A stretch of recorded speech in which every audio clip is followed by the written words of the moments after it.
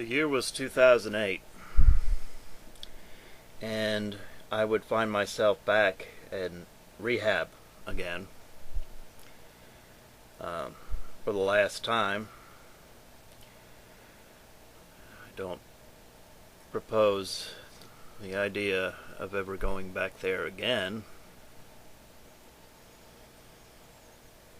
It was my daughter came in December of 2007. As a baby, Sophia is, she's always been really easy for me. It was like night and day between the two children. As a child, as a baby, Daniel was so difficult for me. Young, despite the fact that she acts as though I've done nothing in our marriage, she herself could not find the patience to watch Sophia, at all. Sophia and I get along just fine. She's more like me, much more like me than Daniel. Daniel seemed to take on my ex-wife's personality, and Sophia has taken on mine. Well, my then wife was doling out the Xanax for me. I had a prescription for Xanax, and she would be doling them out to me, and I would save them up, and I didn't know where she was hiding them. Well, it was the summer of 2008. Sophia was, of course, just a few months old when I found the stash of Xanax in my wife's closet. Well, I thought to myself, 6 of these, if you're familiar with Xanax, I think it's 2 grams, 2 grams. Small blue footballs, they call them. Well, I found them in her closet, and the perfect amount for me at then was 6 of these. 6 just kind of gently put me into a very calm state of mind, and I would just drift off into not sleep. It was, it's like blackout stage. I before that would drink and take Xanax, and I blacked out so many times doing that. Some of the times behind the wheel of a car. Well, I took 6 of them. I found the whole bottle. Now, it was half full. We're talking at least 50 of them in there. So I took 6. I said I'll take some later. Well, about half an hour later, less than half an hour later, I found myself at that bottle again. And I started taking them. Just one after another. And I blacked out. I don't know. As I started to take these pills, I don't know how many I took until later. I took the whole bottle. It is amazing the constitution my body seems to have. I took at least 50 of these footballs. 50 Xanax. Well, about the middle of the night, Sunday night, Monday morning, I woke up. I don't remember doing this. Vaguely. I woke up my wife, and I told her that I found the Xanax and that I had taken every one of them. Well, she didn't believe me, and she was half asleep. Of course, she should have. So, she just went back to sleep. Come Monday morning, she checked them, And she saw that I had indeed taken every single Xanax. Well, it was way past time to pump your stomach, but she did take me to the hospital. I was half asleep for like 3 days after that, just to monitor me, make sure I don't, die. Young, I swear, I put you through so much shit. I really don't know why it is that you just can't confess to me the things that you've done. I am a forgiving man. You don't ask me for forgiveness, Young. And you die with those things on your mind.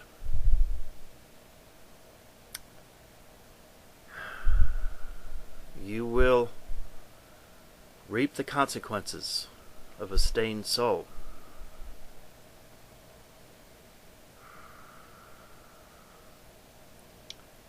Well, I got drunk.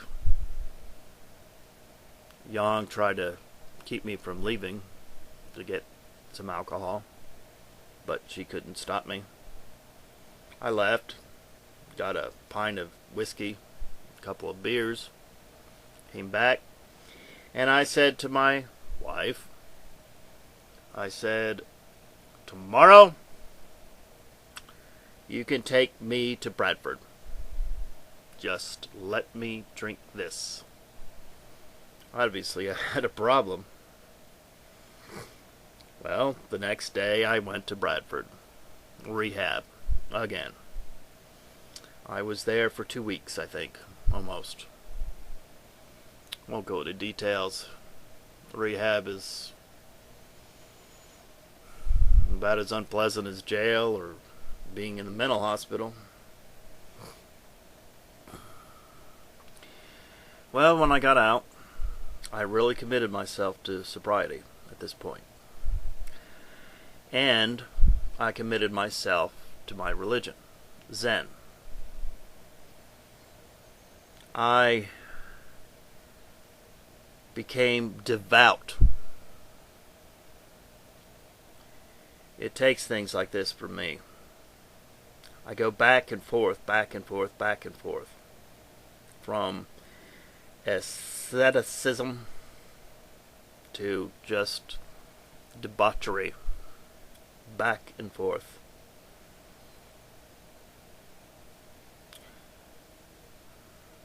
Well, I started to practice my religion. I got into AA. I got a sponsor. And I found myself every day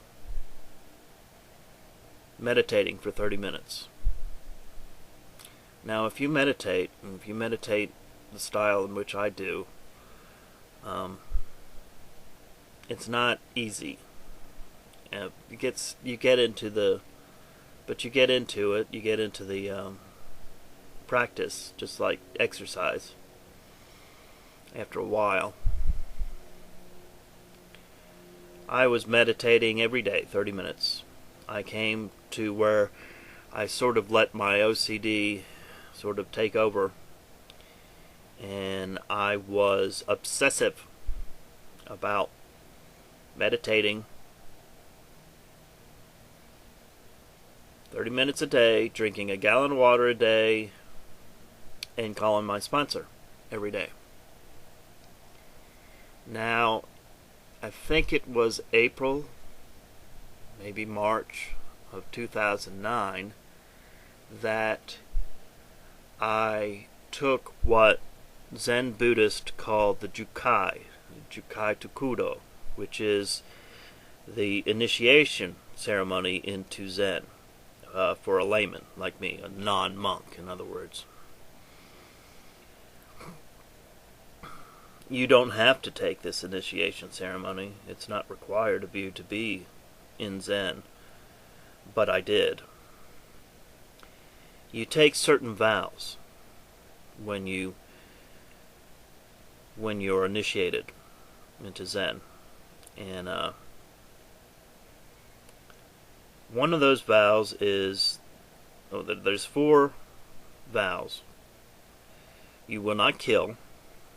You will not steal. Basically, you will not commit, this is general, sexual immorality. And you will not take of intoxicants. So, I had taken that vow as a Zen Buddhist.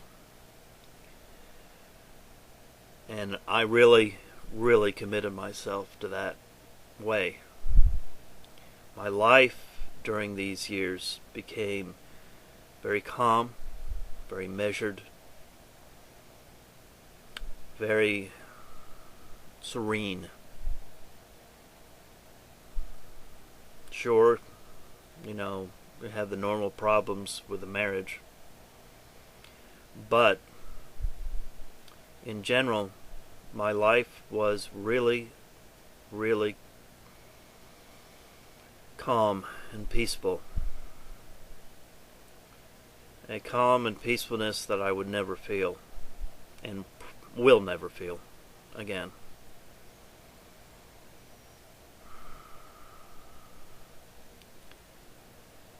As I continued in this, and Daniel and Sophia continued to grow, my life was boring.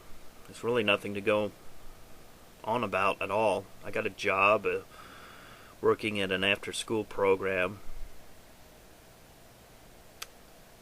where I would meet someone that would be very significant to me now. Someone who I will not even discuss, not in any of these videos, not now. Not now.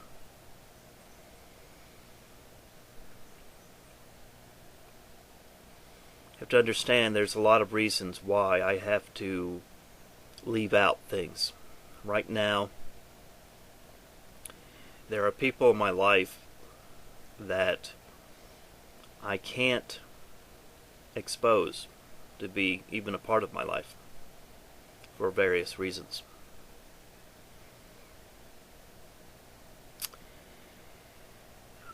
Well, I went back to school, graduate school, started graduate school in history, looking towards the possibility of eventually becoming a professor, which was what my ambition was from the get-go when I first got into teaching.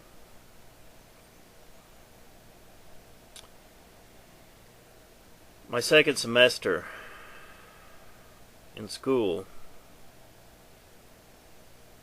I would be sitting in meditation. It was February, I think, late February, maybe a little earlier. Around now. 2 years ago. That I would start hearing my own inner voice to tell me to start taking these pills again. These Coricidin. The ones that had made me go crazy 4 years earlier, 5 years earlier. Well, excuse me. 7 years earlier. This was 2011. And I kept hearing this voice, telling me basically to break my vows.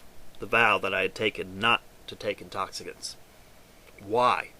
Why did I keep hearing this? Every single time I meditated, I heard it. This would lead me to where I am now. By breaking my vows, I would reach what Zen Buddhists call Satori, enlightenment.